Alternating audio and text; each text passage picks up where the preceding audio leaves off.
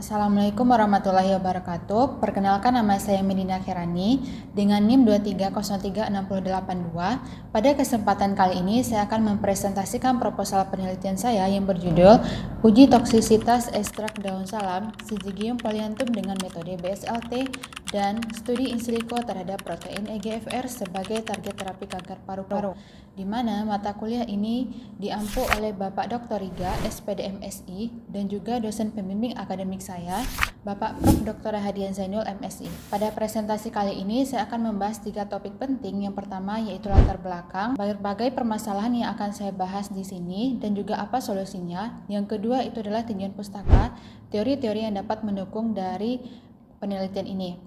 Yang ketiga yaitu metodologi penelitian, di mana saya akan membahas metode dan juga variasi dari penelitian ini. Selanjutnya saya akan masuk ke topik pertama, yaitu pendahuluan. Nah, kanker merupakan suatu penyakit yang dapat mematikan.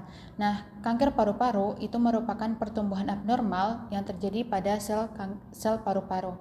Nah, kanker paru-paru itu terdiri dari 2 jenis. Yang pertama adalah non-small cell lung cancer dan juga small cell lung cancer paru-paru. Kanker paru-paru itu berdasarkan data Global Cancer Observatory itu tercatat 38,904 kasus kanker paru-paru dan juga sebanyak 34.339 kasus kematian itu disebabkan oleh kebiasaan merokok. Nah, penyebab dari kanker paru-paru di sini itu terdiri dari seperti obesitas, paparan karsinogen, alkohol, faktor genetik.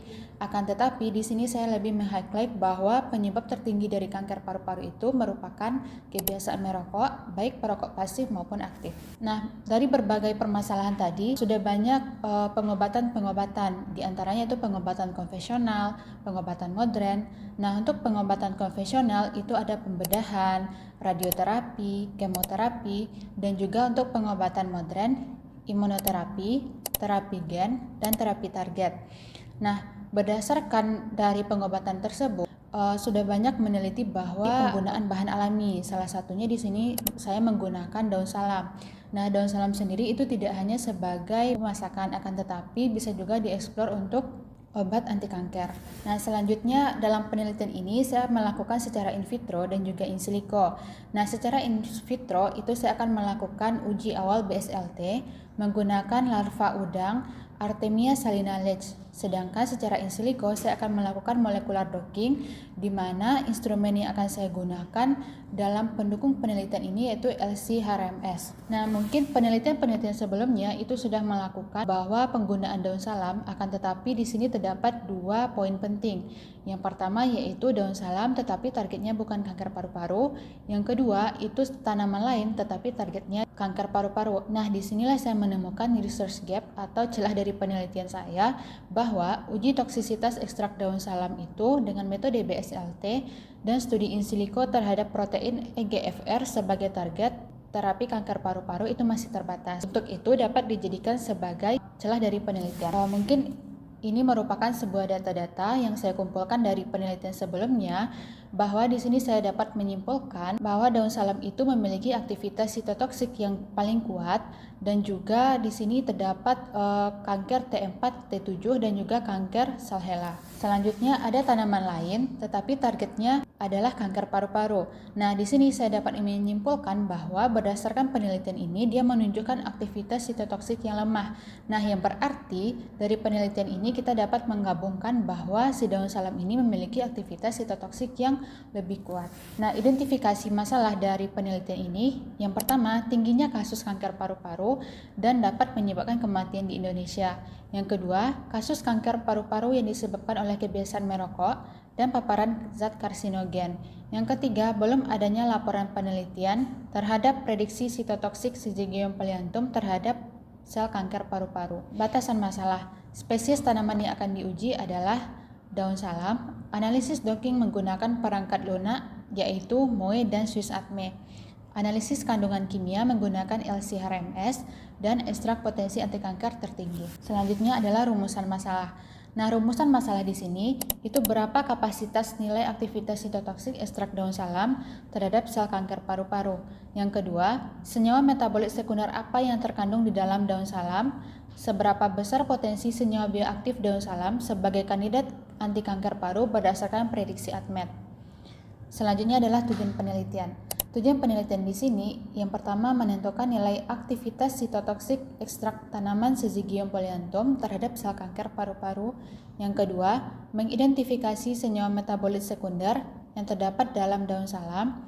Yang ketiga, mengevaluasi potensi bioaktif daun salam sebagai kandidat anti kanker paru berdasarkan prediksi ADMET. Adapun manfaat dari penelitian ini yaitu dapat menambah informasi ilmiah dan sebagai referensi untuk penelitian selanjutnya, khususnya di bidang komputasi, dan juga kita dapat melihat bahwa bahan alam itu memiliki potensi yang sangat besar sebagai anti kanker. Selanjutnya saya akan masuk pada topik yang kedua, yaitu tinjauan pustaka. Nah, di sini kanker paru-paru itu saya sudah menjelaskan di awal tadi bahwa terdiri dari dua jenis. Yang pertama adalah non-small cell lung cancer dan juga small cell lung cancer. Di sini saya lebih memfokuskan penelitian saya itu ke non-small cell lung cancer. Nah, non-small cell lung cancer ini terjadi di sel epitel paru dan terdiri dari 3 jenis. Yang pertama adalah adenokarsinoma atau BAC, yang kedua karsinoma sel squamasa, yang ketiga itu adalah karsinoma sel besar, di mana non-small cell lung cancer ini terjadi di epitel paru dan apa hubungannya dengan A549. Jadi A549 ini suatu sel yang terdapat di dalam kanker paru-paru yang nantinya saya akan menghambatnya menggunakan senyawa-senyawa yang saya dapatkan pada penggunaan instrumen LC-RMS tadi, lalu saya akan menghambatnya melalui protein EGFR. Nah, ini merupakan suatu metode pengobatan secara modern yaitu terapi target. Nah, selanjutnya untuk metabolit sekunder dari daun salam tadi, metabolit sekunder merupakan suatu senyawa turunan dari metabolit primer yang dimana dia terdiri dari terpenoid, fenolik, dan juga alkaloid. Mungkin dapat dilihat dari klasifikasi metabolit sekunder berikut. Daun salam sudah dilaporkan bahwa memiliki aktivitas anti-sitotoksik dan juga anti-hipertensi dan anti-hiperglikemik, di mana daun salam memiliki anti kanker. Dapat diteliti bahwa dia mengandung flavonoid seperti quercetin dan juga kaimferol. Nah, sedangkan metabolit sekunder lainnya yaitu terpenoid seperti pitol dan juga linalool. Molecular docking merupakan suatu pembelajaran komputasi di mana kita menggunakan target dan juga ligan. Nah, ligan di sini kita mendapatkannya dari senyawa yang telah kita analisis tadi menggunakan instrumen LC-RMS. Lalu kita akan melakukan docking dengan aplikasi MOE atau Molecular Operating Environment, dan kita akan melakukan data web di mana data web di sini itu menggunakan prediksi ADMET, drug design, Lipinski rule of 5. Untuk tahap ketiga itu ada metodologi penelitian.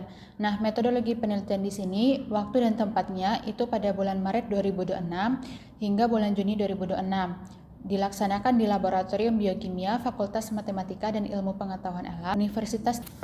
Alat dan bahan yang digunakan dalam penelitian ini itu terdiri dari undangan analitik, metanol, gelas kimia, Erlenmeyer, cawan petri, kertas saring, corong kaca, vortex, mixer, mikropipet, pipet tetes, botol uji, botol vial, jarum suntik, rotary evaporator, dan LC-RMS. Selanjutnya adalah prosedur kerja dari metode penelitian ini. Yang pertama kita akan melakukan preparasi sampel di mana daun salam yang masih fresh di sini akan dikeringkan selama 6 hari dan juga akan digrinder atau dihaluskan hingga membentuk simplicia kering. Nah, setelah itu kita akan menimbang sebanyak 500 gram daun simplicia kering tadi, lalu kita akan melarutnya menggunakan pelarut metanol yang sudah didestilasi. Selanjutnya kita akan melakukan maserasi selama 3 hari dan ini dilakukan pengadukan yang berkala. Selanjutnya dilakukan penyaringan agar mendapatkan filtrat dan juga residu. Nah, filtrat di sini itu akan di rotary evaporator yang berfungsi untuk menguapkan dan mendapatkan ekstrak kental. Selanjutnya kita akan mengujinya menggunakan instrumen LC-RMS dan kita akan mendapatkan data senyawa atau ligan yang akan kita docking nanti. Selanjutnya itu adalah uji toksisitas, di mana uji toksisitas di sini itu terdiri dari penetesan larva Artemia salina dan terdapat kompartemen terang dan juga gelap, di mana di sini menggunakan air laut buatan dan menambahkan 1 liter aquades. Nah, untuk penetesan larva ini akan bermigrasi ke kompartemen yang terang dan selama 48 jam. Nah, setelah larvanya terkumpul, itu akan dilakukan kelompok pengujian. Ada sampel uji, ada kontrol negatif yaitu DMSO 1%, ada kontrol positif yaitu K2CR2O7. Nah, untuk penyiapan uji itu sebanyak 10 larva Artemia salina itu dimasukkan ke dalam botol uji dan ditambahkan sebanyak 3 mili. Nah, selanjutnya persiapan larutan uji itu 10 mg sampel ditambahkan 1 mili DMSO 1% dan air laut buatan. Selanjutnya pelaksanaan uji itu dilakukan pada suhu lebih kurang 25 derajat Celcius dengan pencahayaan yang kontinu dan selama 24 jam. Dan selanjutnya yaitu pengamatan dan analisis data. Nah, pada analisis data ini ditemukan bahwa larva yang hidup dan juga larva yang mati. Nah, hal ini dapat dianalisis menggunakan nilai LC50. Selanjutnya yaitu molecular docking. Nah, molecular docking di sini merupakan tahap terakhir dari penelitian ini, di mana senyawa yang kita dapatkan tadi dari analisis LC-RMS kita dapat mendownload data ligan dan juga protein di PDB atau protein data bank. Selanjutnya kita akan melakukan preparasi ligan dan protein. Di sini kita akan menghapus bagian yang tidak penting seperti H2O dan juga asam amino. Nah, selanjutnya kita bisa menentukan set finder atau sisi aktif dari ligan dan protein kita. Nah, selanjutnya kita akan mendocking, selanjutnya kita akan redocking. Nah, fungsi redocking di sini itu untuk memvalidasi apakah data docking kita tadi itu sudah sesuai dengan parameter atau belum. Yang terakhir yaitu parameter Swiss ADME untuk menentukan absorpsi, distribusi, metabolisme, ekskresi, dan toksisitas. Baiklah, mungkin sekian presentasi dari proposal penelitian saya. Jika ada kesalahan dan kekurangan dalam pengucapan teori, saya tutup. Assalamualaikum warahmatullahi wabarakatuh.